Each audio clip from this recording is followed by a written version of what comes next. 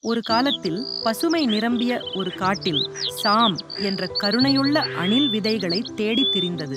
இலைகள் நிறைந்த தரையில் துள்ளித் துள்ளி சென்று கொண்டிருந்த போது ஒரு பெரிய ஓக் மரத்தின் அடியில் காயமடைந்த ஒரு சிறிய பறவையை அது கண்டது. அதை விட்டுவிட்டு ஓடாமல் சாமியின் மனம் கருணையால் உருகியது. அந்த சிறிய உயிருக்கு உதவ வேண்டும் என்று அது முடிவு செய்தது. மிகுந்த கவனத்துடன் சாம் அந்த பறவையை பராமரித்து மீண்டும் நலமாக்கியது. இரவில் தனது மென்மையான வாளால் அதை சூடாக காத்தது. தனது விதைகளையும் பகிர்ந்து அதை வாழ வைத்தது.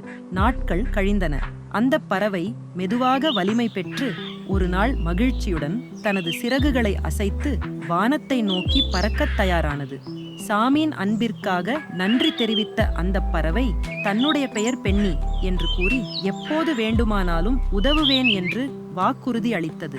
அவர்கள் இருவருக்கும் ஒரு அழகான நட்பு உருவானது. கருணையும் பரஸ்பர மரியாதையும் கொண்டு கட்டி எழுப்பப்பட்ட ஒரு உறவு. ஒரு மாலை நேரத்தில் மழை மெதுவாக பொழிந்து கொண்டிருந்தது. திடீரென ஒரு பெரிய புயல் உருவாகியது. காற்று கொந்தளித்து மரக்கிளைகள் பலமாக அசைந்தன. மரத்தின் மேல் கட்டியிருந்த சாமியின் வீடு புயலின் கோபத்தில் சிதறி விழுந்தது.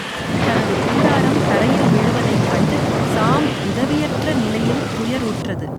அருகில் இருந்த பென்னி சாமியின் துயரத்தை கவனித்து தனது நண்பனுக்கு உதவ வேண்டும் என்ற உணர்வில் ஆழ்ந்தது. உடனே அது வானத்தில் உயர்ந்து பறந்து மற்ற பறவைகளை உதவிக்காக அழைத்தது.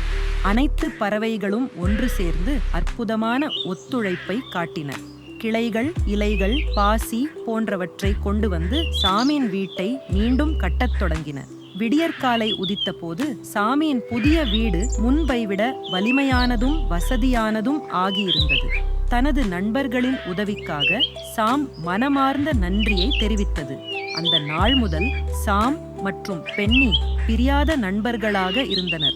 அவர்களின் நட்பு கருணையும் நண்புத்தன்மையும் கொண்ட ஒரு அழியாத பாடமாக அந்த காட்டில் வாழ்ந்த அனைவருக்கும் எடுத்துக்காட்டாக இருந்தது.